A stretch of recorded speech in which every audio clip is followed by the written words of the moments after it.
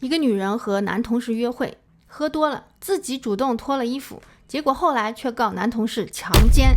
男生看了这个故事，是不是感觉卧槽，这他妈扯淡吗？当然是这个故事啊，豆瓣9.6分，在全世界拿了无数的奖，现在正在内地的院线上映。它就是由朱蒂科莫主演的舞台剧《初步举证》。109分钟，全程一个人表演的炸裂的独角戏。辛芷蕾曾经在国家大剧院演过她的中文版啊。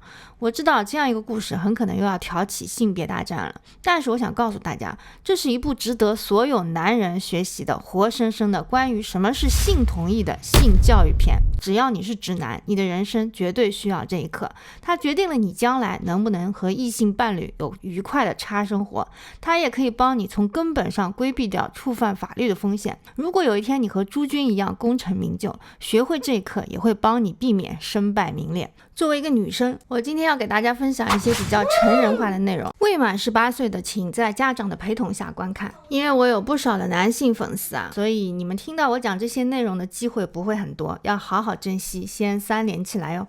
那初步举证到底讲了一个什么故事呢？我先花几分钟把它讲明白，想要直接听成人内容的请直接跳转。女主角泰莎是一个从底层家庭爬上来的精英律师，专门做刑事辩护的。她年轻有为，热爱胜利，她从不对客户做价值判断，不相信一面之词，甚至也不相信自己的直觉。她只相信法律的真相和程序正义。她做辩护律师的时候，最喜欢交叉质证这个环节。在法庭上，她就像一个高超的演员，给证人设置陷阱，引诱他们做出自相矛盾的证词，然后一击致命，让证人的证词不可信，从而达到为客户辩护胜诉的目的。他也接过好多起性侵案，用这样的方式为被告人取得了无罪判决。他从来都不会因此有道德负担啊，因为无罪推定、程序正义是法律的基本准则。证据都不闭环，证词都不严谨，那是你原告和警察的责任嘛，你们自己不争气，怪我喽。直到有一天回旋镖打到他自己的身上。泰莎和他的一个男同事小 A 啊，关系很好，他们俩一起去蹦迪喝酒，在旁人看来他们就是在搞暧昧了，甚至他们已经在办公室趴过一次。泰莎还告诉了她的闺蜜，他俩正在开始约会。然后有一天呢，他们就去喝酒了。喝完了，两人来到泰莎的家里，开始的一切都非常的顺利，气氛暧昧而热烈。泰莎自己脱掉了衣服，两个人已经滚到了床上，但是呢，她因为喝了太多的酒，突然感到很恶心，去厕所里呕吐了。这一吐不仅让她清醒了，而且完全没有了继续啪啪的兴致，因为她一直感到很恶心嘛。但是这个时候小 A 在兴头上，她就想要继续的搞，但女主又很不舒服，求她不要再继续了。这个时候小 A 不知道是生气了还是太兴奋，完全不顾泰莎的反对，把她的手扣起来，还捂住了她的嘴巴，强上了。完事之后，泰莎整个人都崩溃了，她一个人跑到大街上，非常的恐惧。作为一个律师，她很清楚，她没有办法告小 A 强奸，100%会败诉，而且会毁掉她的职业生涯。所有人都能证明她和小 A 在暧昧。今天又是她自己邀请人家来家里的，自己脱的衣服，而且在完事之后，她还愚蠢的洗澡了，那不就把所有的证据给洗掉了吗？她能想象在法庭上会如何被审问和羞辱，一遍遍的回忆侵害时的细节。辩护律师还会让大家认为他是为了陷害小 A 而诬告的，因为他俩都是刑辩律师，是有竞争关系的。虽然知道必败无疑，但是泰莎最后还是走进了警察局报案去了，因为她觉得如果此时不站出来为自己发声的话，她将失去那个勇敢的自我。然后煎熬等待了782天，终于开庭。在法庭上，被告请了行业里最顶尖的辩护律师，果然开始了交叉质证。这就是泰莎自己作为律师的时候最喜欢对付证人的那一套，现在这一套终于落到了她自己头上。那个辩护律师用同样的方法让泰莎的证词出现了矛盾。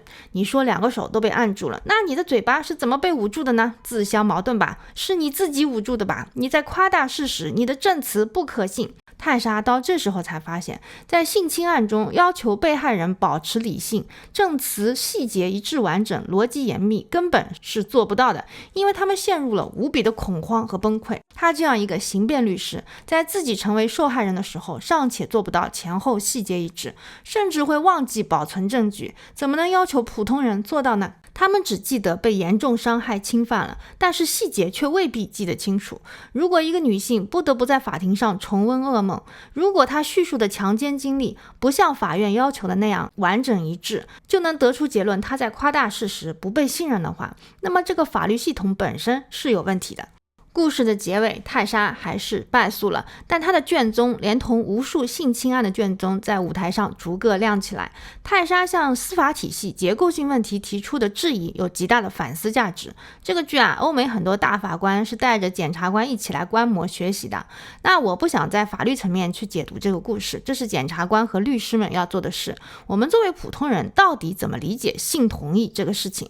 男人和女人对这个性同意的门槛设定是非常不一样的。韩寒啊，就曾经有一句名言颠覆我们女生的三观啊。他说，对男人而言，一个女人答应和我吃饭，那不就是同意和我上床了吗？很多男生虽然理智上知道不是这么一回事，但是潜意识里确实是会这么认为的。因为我请你吃饭，难道真的是为了吃饭？我为了什么？你心里没点数吗？那你同意和我吃饭，不就是同意和我上床了吗？同样的，你和我一起看电影了，那不就是同意和我上床了吗？我请你看电影，难道真的是为了电影吗？其实这就是男女思维根本上的不同啊。因为啪啪啪这件事情，它压根不是女人首先考虑的问题，我们的脑子里并不会始终想着这件事情的，甚至可能压根没想过。在女人看来，首先要有感情，要有浪漫，要有氛围，最后才是啪啪。所以吃饭看电影都只是在培养感情和氛围，这是一个巨大漫长的 foreplay 啊。男生们可能就很迷茫了，那吃饭看电影不是同意，那你们女人到底怎么样算是同意啊？跟我回家算不算同意呢？开房间算不算同意呢？脱衣服总是同意了吧？这都不算吗？我操，那你要是开始同意，完事了又反悔，告我强奸，那这还有王法吗？所以什么情况才是女人真正的性同意啊？女人说不，是不是就是真的不呢？很多男生会觉得女人口是心非嘛，她说不，说不定是欲拒还迎，半推半就呢。其实如果女人是口是心非，你很容易能够判断出来。比如我这样说，不要嘛，哎呀你好讨厌啊，是个人都能看出来我在撒娇是吗？但如果他认真的说不，你能从语气、表情、肢体语言、身体状态中判断出来，大家都是成年人，他到底是迎合你还是排斥你？难道真的感觉不出来吗？所以说，怎样才能让女人性同意？其实非常简单，就是让她感受到愉悦，精神上要愉悦，她们需要爱和浪漫，肉体上她们也需要愉悦。说白了，你让她爽了，她就是同意的。但是女人和男人的身体构造不一样，让我们爽是很难的。男人可以很迅速的进入性亢奋的状态，你可能大街上看一眼美女，1秒钟就勃起了，然后就想方设法想要钻到一个洞里，把身体里那包洗发水挤出来，不然就会很难受，对吧？啪啪这件事情对男人来说天然是爽的，是享受的，只不过是很爽和一般爽，尽兴和不太尽兴的区别。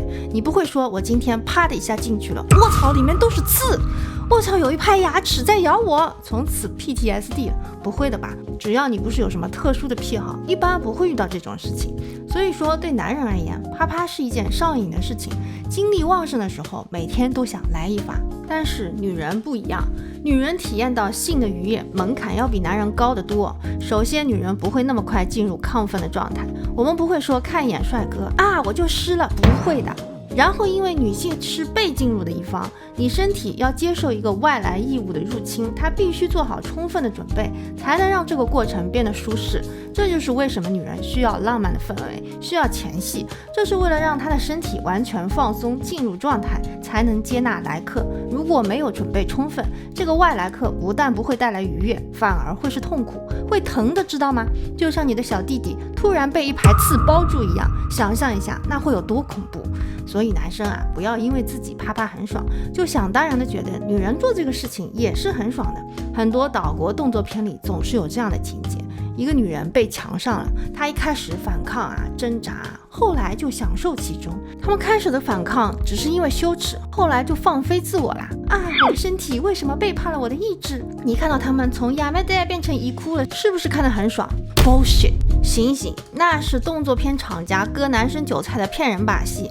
包括一些男频爽文，甚至金庸的武侠小说里都会有这样的桥段。杨逍，我恨你，我恨你！